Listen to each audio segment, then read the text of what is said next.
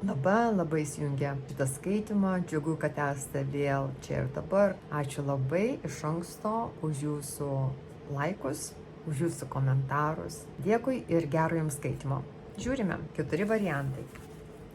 Šiame santykiai jūs įsirinkite, kokius jūs norite santykius, apie ką jūs norite sužinoti, apie kokį žmogų, ar to žmogaus santykį į jūs, arba kai kas galite ir apie darbą klausti, apie šeimos narį, apie sesę, brolį, apie draugą, apie vaiką. Kaip jūs sugalvosite? Bus 4 variantai, galite rinktis daugiau negu vieną variantą, bet ne apie tuos pačius santykius. Tai jeigu renkatės daugiau negu vieną variantą, turi būti tada ir skirtingi santykiai. Gerai, žiūrime.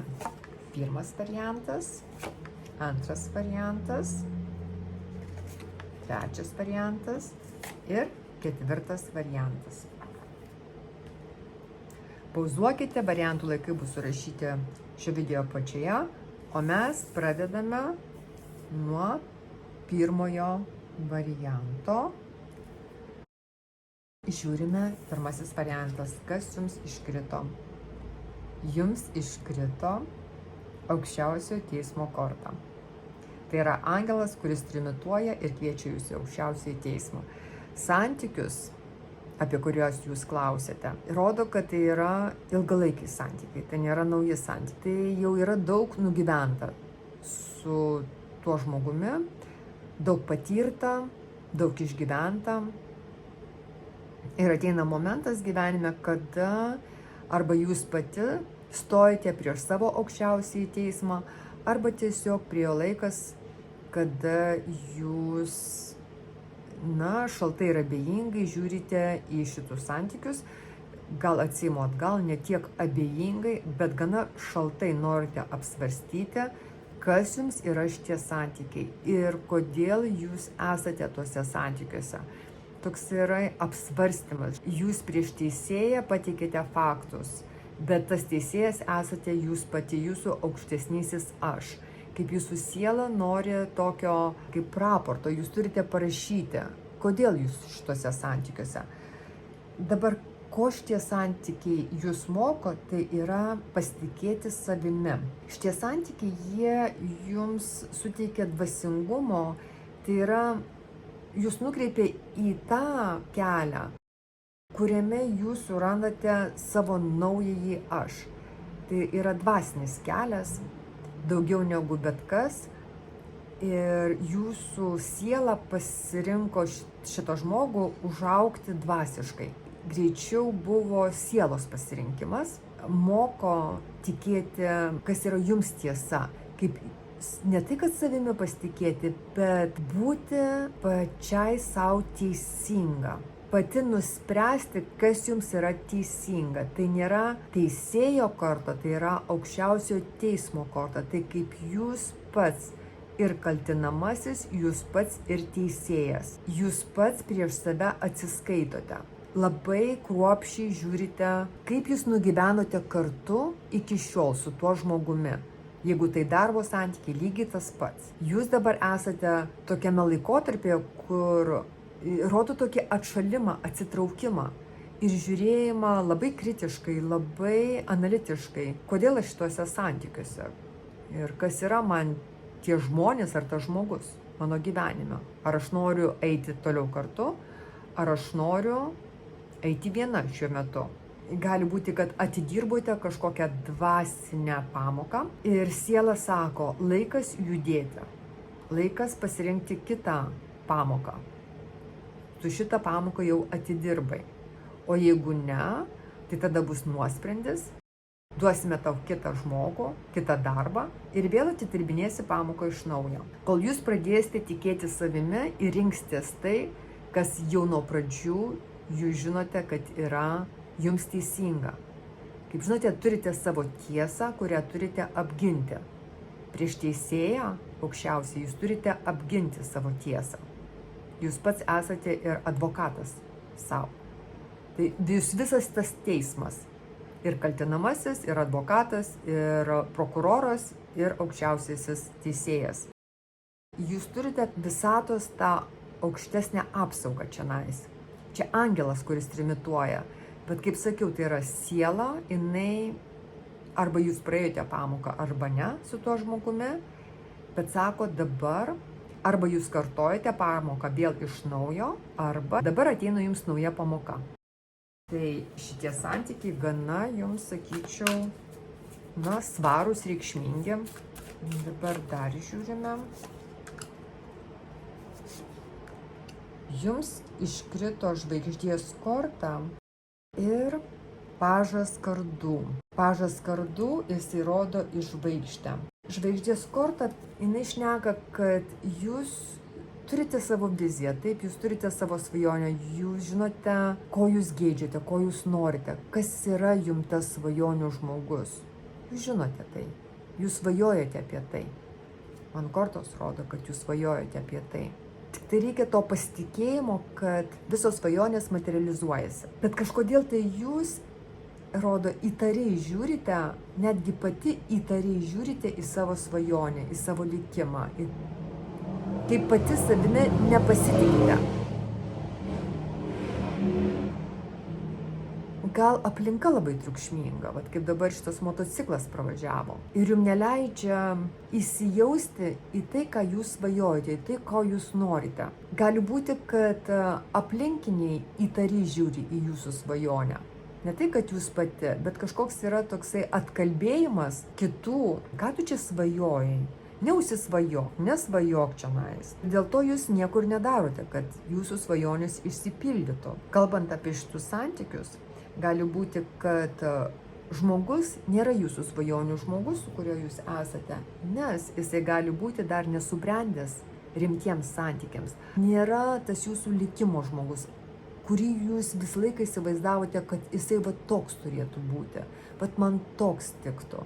Aš tokio norėčiau. Pažas kardų, kuris jis labiau linkęs ginčytis, jisai labiau linkęs įrodinėti savo tiesą, bet jūs turite savo tiesą. Jūs turite savąjį aš. Ir šitas partneris, jisai gali nuvertinti tą jūsų savąjį aš. Bet tai nereiškia, kad jisai ištrynė jums tą savąjį aš. Jis vis viena liko. Jūs esate tai, kas jūs esate. Bet dėl to gal ir atėjo tas aukštesnysis teismas šiuo metu. Ir tie santykiai dabar, jie ant ribos. Arba jie jau dabar ant ribos, arba jie eina tą linkme, kad ateis toj nuosprendis, kurį jūs padarysite.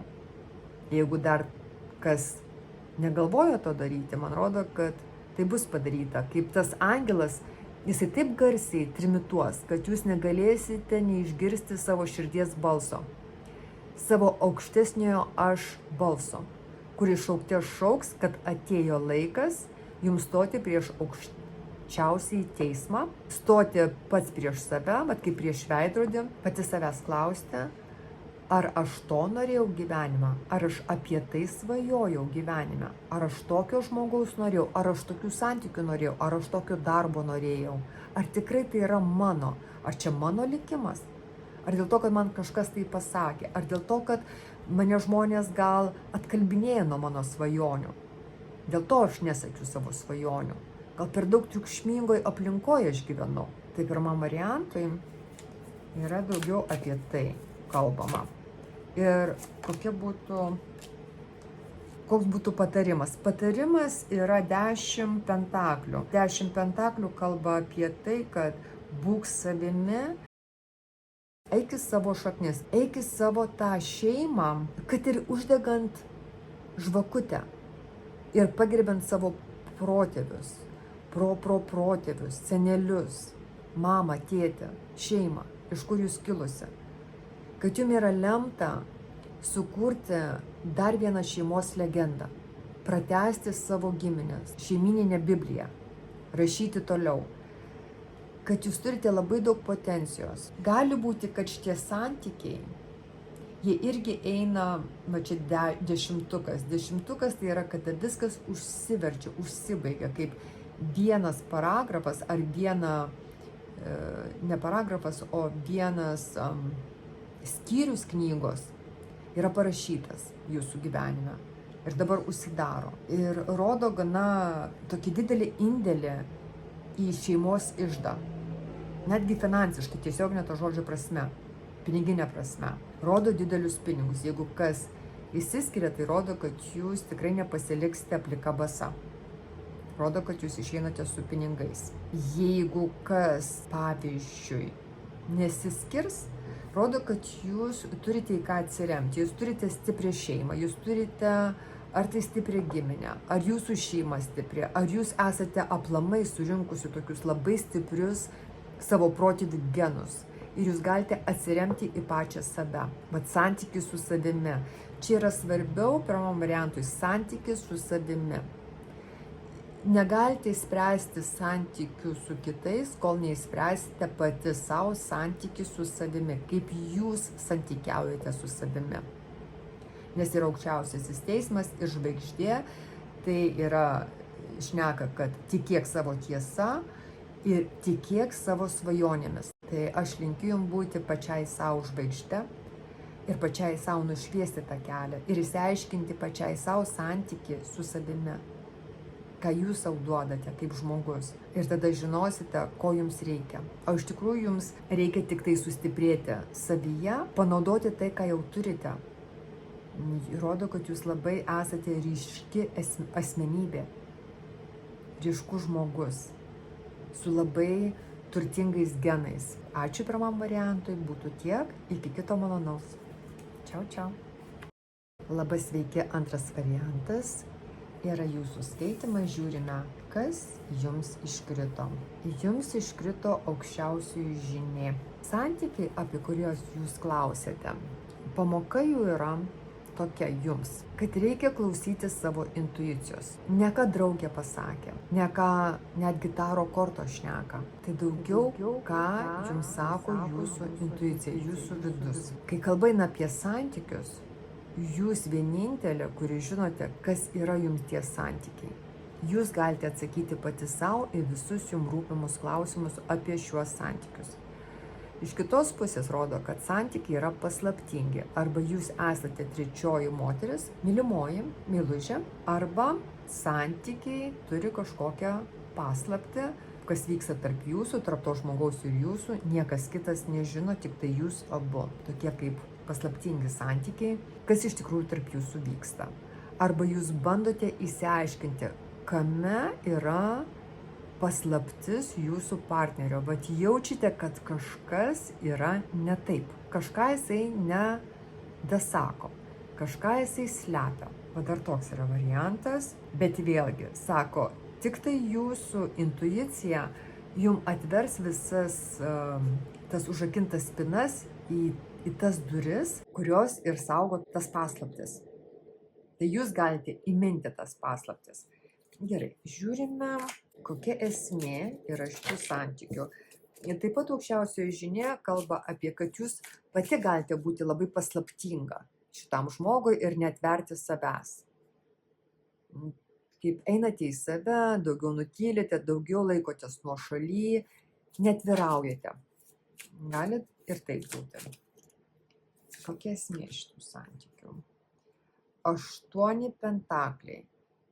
Gal jūs labai dirbate su tais santykiais, gal jūs labai daug darbo įdedate, labai daug savęs atiduodate. Toks rodo metodiškas žingsnis po žingsnio darymas, kad jūs būtumėte tuose santykiuose.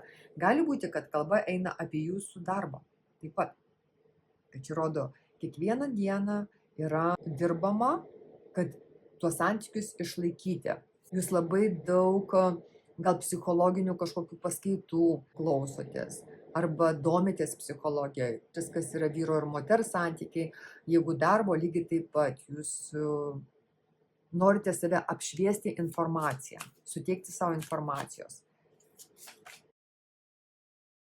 Ir karalienė kardų. Vėlgi, karalienė kardų tai yra karalienė, kuri truputį rodo tokį, arba jūs labai analitiškas žmogus, moteris, kuri mėgstate viską sukontroliuoti, kad viskas jums būtų aišku, sudėta į lentynėles. Ir va šitas, kad jums neaišku kažkas, tai gali būti, kad jūs truputį veda iš pusiausvyros, arba jūs visą laiką bandote šitus santykius taip sukontroliuoti, kad pamirštate viską pasaulyje. ir širdies reikalus, ir intuiciją savo, ir malonumus, ir visa kita. Gali būti toksai truputį ir šaltumas eina iš jūsų, kas liečia tuos santykius. Gal jūsų partneris mato jūs kaip truputį tokia šalta partnerė, kuri per daug viską apskaičiuoja, per daug viską apgalvoja. Kaip atrodo, nieko nepasakysite netaktiško, nieko nereikalingo, viską apgalvosite, pasversite. Iš kitos pusės rodo dvi moteris. Gali būti, kad santykiuose yra dvi moteris. Ne visiems, bet kai kuriems iš jūsų, antras variantas, atrodo būtent tas dvi moteris. Viena labai intuityvi moteris, tokia labai dvasiška, medituojanti, nuėjusi į save. O kita yra tokia biznio moteris, kuri yra apskaičiavusi, išanalizavusi, prieina prie reikalo logiškai, prie santykių logiškai, prie savo partnerių, tokia sausoka, dalykinė moteris. Na, jinai mato santykius kaip biznio sandėrį, daugiau negu meilės santykius, kaip darbą mato. O kokia būtų toks patarimas, finalas? Jums iškrito 8 taurės.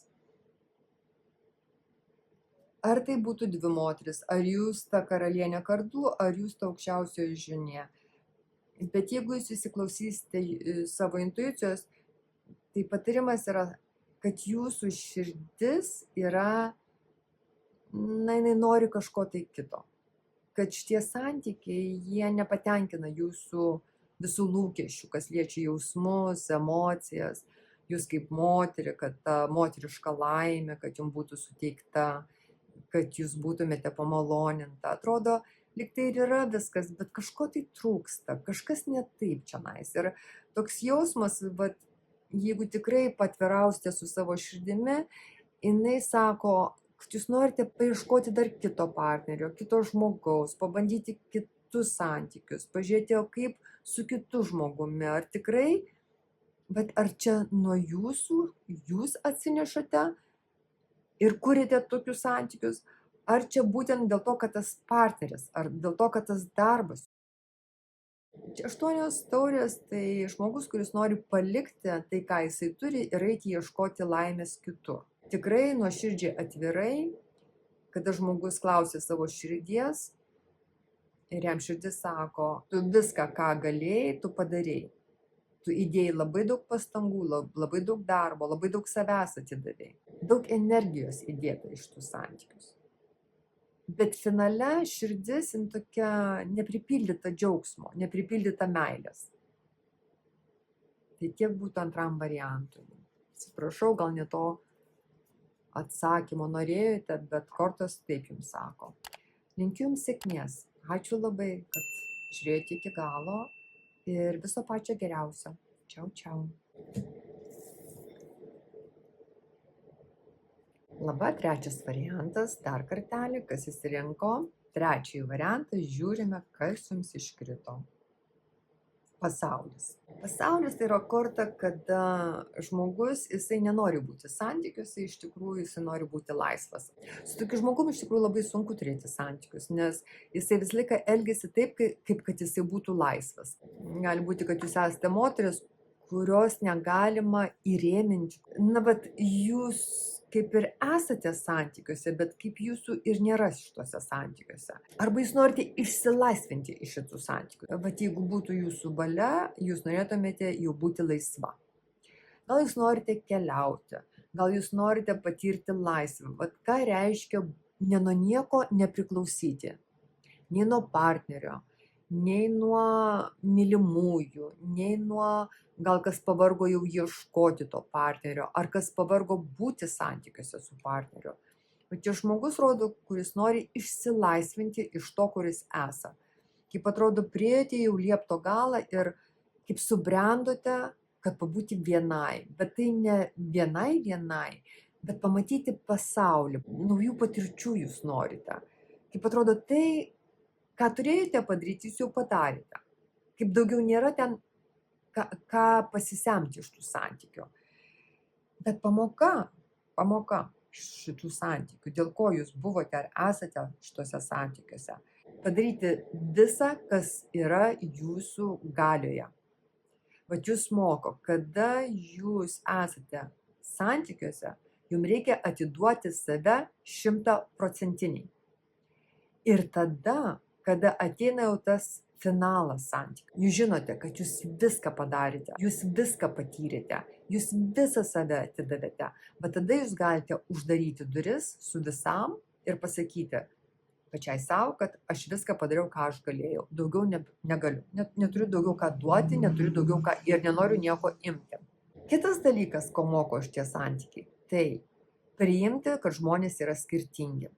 Priimti skirtumą, neprimesti savo įsitikinimų kitam, nebandyti kito pakeisti, priderinti prie savęs, nebandyti kitam įsakinėti, ką jisai turi daryti, ko jisai neturi daryti, kaip irgi atimti iš kito žmogaus laisvės elgtis taip, kaip jisai nori elgtis, o gyventi taip, kaip jisai nori gyventi.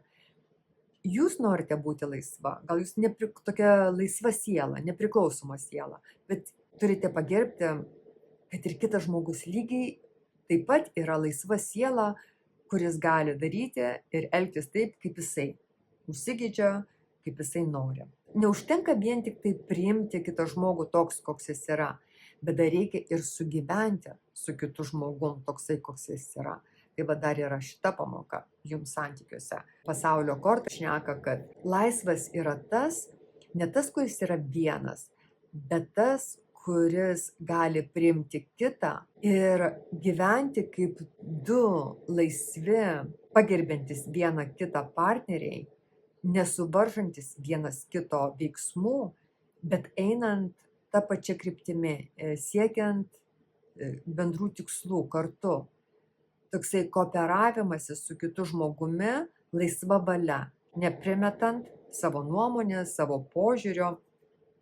Ir va tada ateina ta abipusė pagarba, kada žmonės pradeda pasitikėti vienas kitu ir pradeda gerbti vienas kitą.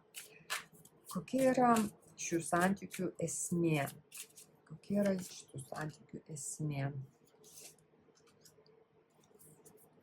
Truputį yra ego žaidimai žaidžiami šitose santykiuose. Aš pasakiau, yra mano teisybė, aš galiu būti laisva, bet tu nesi. Jūs galite norėti laisvės, o iš kitos pusės pavydėti savo partnerio kitoms moteriams, bet jūs jaučiatės laisva flirtuoti su kitais vyrais savo partnerio akivaizdoje. Bet apie tai, arba ginčyti su savo žmogumi iki negaliu ir įrodinėti savo tiesą. Tai ta esmė, kad jeigu jūs pasirenkate šitą kelią, kada jūs norite visą laiką įrodyti, kad jūs esate teisi ir kad teisybė yra jūsų pusėje ir kad jūsų yra viršus, tai yra situacija, kurios negalima laimėti. Jis jau yra pasmerkta pralaimėjimui, nes nežinau, koks turi būti kitas žmogus, kad priimti tokias žaidimo taisyklės santykiuose. Tai čia kaip atviros duris konfliktui. Esmė yra ta, kad arba jūs abudu jau pavargote nuo tokių santykių, arba vienas iš jūsų kaip ir pasiduoda ir sako, aš daugiau taip nebegaliu, aš noriu išsilaisvinti iš šitų santykių. Man gana užtenka viskas. Jums krenta vežimo korta. Vežimo korta ir pasaulio korta kalba apie kelionę, išvažiavimą, išsikraustymą. Tai yra, kada žmogus pasirenka palikti tą vietą. Gali būti, kad ilga kelionė, per vandenyną kelionė.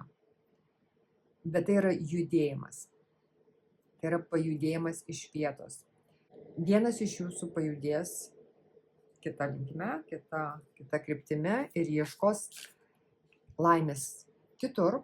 Tiek pasaulio korta, tiek vežimo korta šneka apie gerą pasirinkimą, tai yra iš karto ėjimas į laimėtojo poziciją. Jūs pasijusite aukštumoje, kad jūs padarėte tai, ką jūs norėjote padaryti ir kad tai jums išėjo tik tai į gerą. Ateityje tai yra labai geras sprendimas.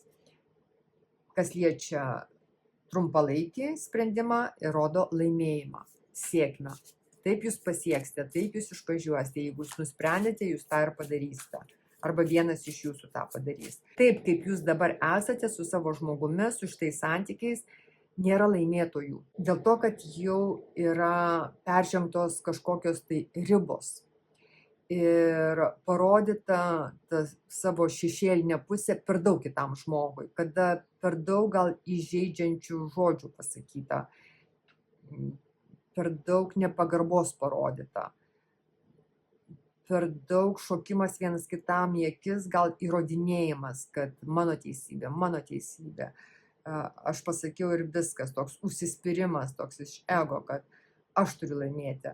Ir vežimo korta, va čia irgi yra toksai laimėjimas, bet taip, kaip aš noriu. Aš pasirenku kryptį. Vežimo korta tai yra žmogus sėdintis vežime, jisai pasirenka kryptį. Niekas jo neverčia išvažiuoti, niekas jo neverčia išeiti, jisai pats pasirenka, nes jisai taip nusprendė. O koks būtų patarimas? Patarimas šitose santykiuose. Sako, po kol kas džiaukitės gyvenimu, eikite susitikti su draugėmis, įsikalbėkite, eikite ieškoti bendraminčių, jums reikia dabar išgydyti savo širdį, savo jausmus, savo emocijas nuraminti. Kaip užgesinti, vandens įpilti. Vandens aš turiu omeny, kad užlieti savo kūną gerais jausmais. Kaip nuraminti abidvi nervinės sistemas. Gali būti, kad jūs dabar labai įsiaudrinusi, labai daug negatyvių emocijų, labai daug susikaupė negatyvo šitose santykiuose. Jūs atsinešite dabar, kur jūs pajudate, jūs galite neštis tą negatyvą su savimi, tą patirtį negatyvę ar tą visą bagažą. Tai čia sako, reikia atsipalaiduoti nuo to, bet kad tą padaryti, tai susitikite su žmonėmis, kurie jūs myli, kurie jūs supranta, su kuriais jūs galite išsikalbėti, pašokti, nueiti į klubą, susipažinti su kitais žmonėmis. Čia kalba dar eina apie moterų kolektyvą, kad moteris jos užjaučia, jos supranta, jos atjaus jūs šitame momente. Jos gal duos patarimą jums, o jeigu ne patarimą, tai bent jau palaikys jums kompaniją, kol jūs atsigausite. Tai tiek būtų trečiam variantui, linkiu jums sėkmės meilėje, linkiu jums sėkmės jūsų pasirinkimuose. Ačiū labai ir iki kito malonaus. Čiau, čiau.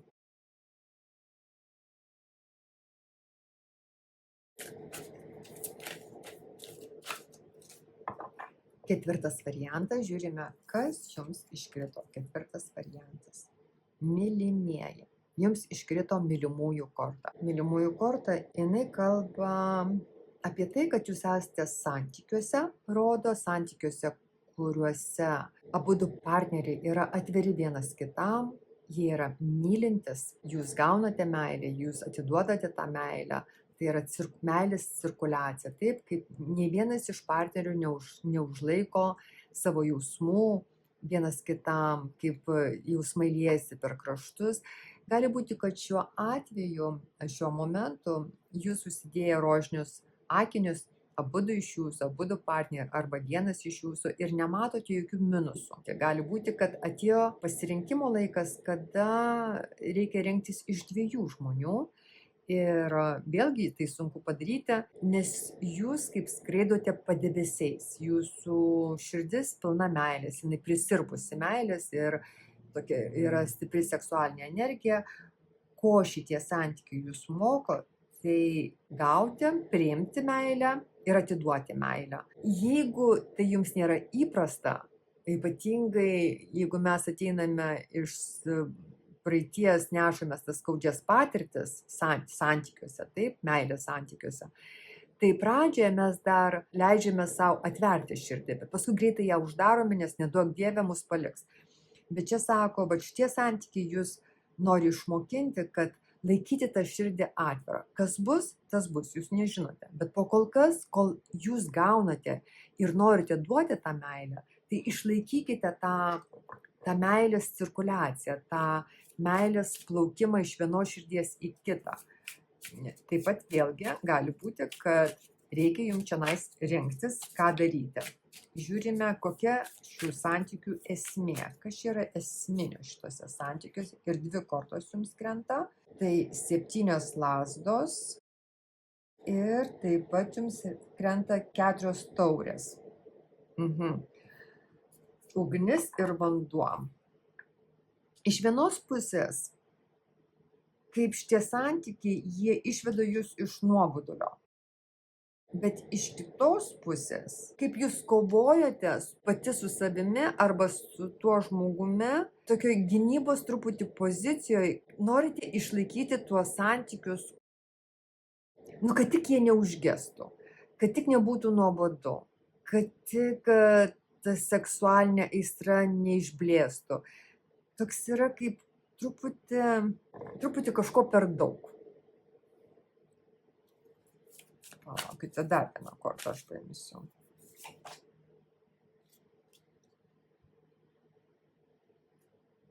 Čia šventiko korta. Šventiko korta tai yra Dievo korta, tai yra aukščiausiųjų jėgų korta. 3 akis aktyvuota. Jūs esate mokinys šitose santykiuose. Jūsų žmogus yra jūsų mokytojas. Šitie santykiai turi potenciją būti įforminti. Ta prasme, tai yra jūsų potencialus vyras vedybomis. Jis yra žmogus, kuris mėgsta struktūrą, kad viskas būtų teisingai, pagal įstatymą. Jie yra labai pamokantis santykiai. Bet pažiūrime, koks būtų patarimas čionais. 4 kardai. Čia rodo tokias 4 stadijas. Bent jau 4 mėnesius, 4 metus, kad jie stabilizuotųsi šitie santykiai. Jūs praeisite pro stadijas, kaip bus visokių jums patirčių duos šitie santykiai. Bet svarbiausia išlaikyti tą meilę, kad jinai tekėtų, kad jūs ją priimtumėte ir atiduotumėte. Bet svarbiausia tai yra niekada nesustabdyti meilės srauto. Niekada nestabdyti savo meilės tam žmogui. Nes dar yra ir 4, bet kaip ir jausmų 4 etapai čia bus, taip, ir 4 proto etapai. Tai yra tokie suvokimai. Jums ateis šitie santykiai, jie rodo kažkaip tai, jie vystosi viename emocinėme ir protinėme etape. Ir paskui jie tobulėja, jūs kaip tobulėjate abudu šitais santykiais. Kaip jūs einate tokiamis pakopomis. Ir čia rodo 4, kaip turite praeiti kažkokias 4 stadijas, gal kol daeisite iki vedybų. Ir tai bus jūsų kova. Nebus taip lengva, rodo. Nebus taip viskas gražu ir rožėm klotas kelias. Nebus. Kad reikės jums atsiginti gal nuo konkurentų. Gal reikės taip pat kovoti pačia su savimi. Aplinka kažkokias kliūtis jums suteiks. Viskas eina į stiprų medį, išauga. Į tvirtą pagrindą. Aš matau širdį. Jeigu jūs išlaikysite meilę vienas kitam, jūsų šitie santykiai išaugs į labai stiprius, tvirtus, į stiprią tvirtą partnerystę. Gal 4 vaikai gims jums. Taip pat rodo tokia Dievo apsauga, kaip atrodo, kad tai yra likimo žmogus. Kaip aukščiausiai jie jums tą žmogų atsiuntė. Ta siela pas jūs atėjo ne šiaip savo to žmogaus. Jinai atėjo kultivuoti tuos meilės santykius. Jums suteikta galimybė yra su šitais santykiais sukurti laimingą sąjungą. Netgi sakau, su vaikais. Jūs augsite su šitais santykiais. Tiek dvasiškai, tiek emociškai, jausmiškai, tiek ir protiškai. Gerai, dar vieną kortą paimu finalą. 5. Sako, tik nepameskite vidinio kompaso. Svarbiausiai čionais kompasą turėti ir žinoti, kokia kryptimi jūs judate. Kiekvieną kartą. 5. Pamokas reikės praeiti. 4 etapai, 5 pamokos. Dėl to pareikalaus iš jūsų labai daug pastangų, labai tokio vidinio noro. Jums visą laiką reikia išsaugoti tą vidinę ugnį, kada jūs norite dėl tų santykių daryti, jūs norite pastangas padėti, jūs norite investuoti iš tų santykius. Ne pinigais investuoti savo jausmus ir savo troškimus, geismus, uždegti save aistrai ir visą laiką, sakau, palaikyti tą meilę, kad neužgestų meilės liepsnos. Tai yra svarbiausiai. Labai gražūs santykiai, labai. Ir kad būtų tokios galimybės augti kartu su žmogumi, taip kaip čionais rodo, kad jūs turėsite galimybę augti su to žmogumi. Taip kad sėkmės jums, sėkmės meilėje, sėkmės šitose santykiuose. Ačiū labai ir viso pačio geriausio. Čiau, čiau.